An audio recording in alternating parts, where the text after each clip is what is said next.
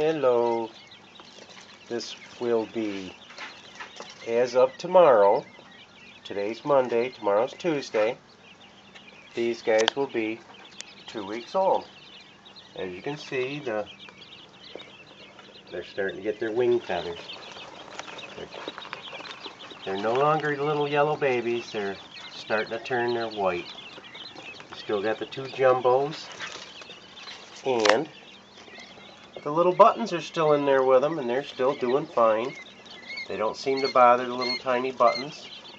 There's the little tiny button right there. Them buttons get around just as well as them big ones. They get right inside the feeder. We have the two jumbos that hatch with the Texas A&M.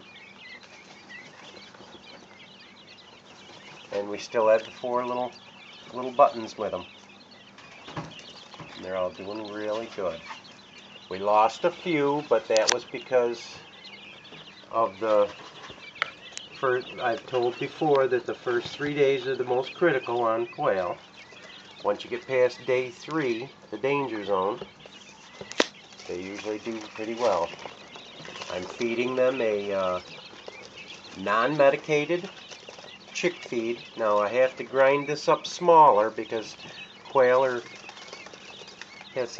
small stature than a regular chicken chick, that they can't eat the granulars. They're so large, so we grind it up for the first 2 weeks, and after that they're big enough to be able to swallow the bigger chunks. As far as the buttons, now that might be a different story. You may have to wait till they're 3 or 4 weeks for them to be able to eat the bigger stuff. But our other buttons, the large buttons, are all eating the non-medicated chick feed, and it's because it's a higher in protein, and you don't want to use the medicated only because it damages the liver. See the little tiny button? They're so fast. They scoot right along faster than the regular quail do. Quail are fast enough, but the little buttons really scoot along. Yeah, make sure you feed the non-medicated. If you can find the non-medicated. If you can't find the non-medicated, talk to your suppliers. I'm sure they can get it for you. But you really need to get all that before you even start raising quail, because you don't want to have the quail and then can't get the proper food for them. You want to be able to feed them well. Buttons. Alright, we just wanted to show you what. We haven't got back to a lot of this because we've been doing some of our other projects, greenhousing and the bucket system, trying to get caught up with a lot of stuff. We wanted to give you an update on how well the babies were doing. I know we get a lot of comments on wanting to see the babies again. So this is Clay from Popo's Backyard Farm showing you the update on, and we also have the buttons in with the bigger chicks, and they don't seem to bother them whatsoever.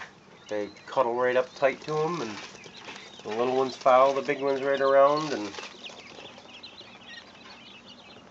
haven't had any problem with these waters either. We get these from Tractor Supply, and we have had no drownings whatsoever, whether it was the big quail or the buttons. They all seem to be able to take those waters, and they all drink from them, and with no problem.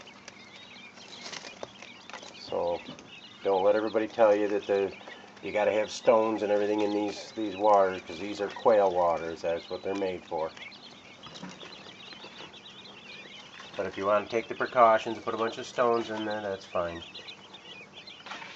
But this was just to show you that once they get their initial drink, when they're a day old, they're not going to fall asleep in their water.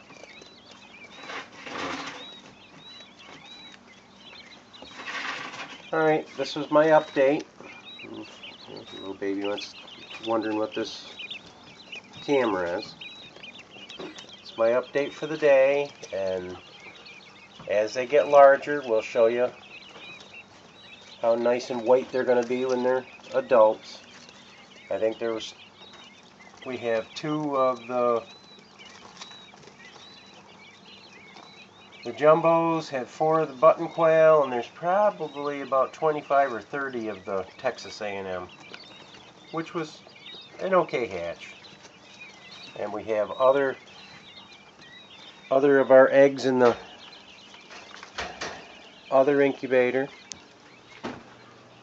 We started a second hatch of we've got some of our own buttons, because our buttons are, see, she's in the nest box, she's got a few eggs right in there. She's been laying her eggs, the little white one's been laying her eggs in the box, and the little brown hen's been laying hers on the floor, so we've been picking her eggs up and putting them in the box and letting the little white one, maybe the white one will set. But we've got some of our button quail eggs in here. We also have some of our jumbo browns in here. So, and these guys will be coming out within the next week or so, and we'll move the other chicks to another brooder. We want to get the Texas out where the breeders are, and the breeders in their breeding cages, and keep the cycle going. We don't know if we're going to sell any eggs or sell chicks or just use them for our own consumption, but we'll show you as we go along. Okay, this was our update on the quail, and hopefully everybody enjoys it. Any questions, just comment and follow, and God bless. This is Clay from Popel's Backyard Farm. Bye-bye.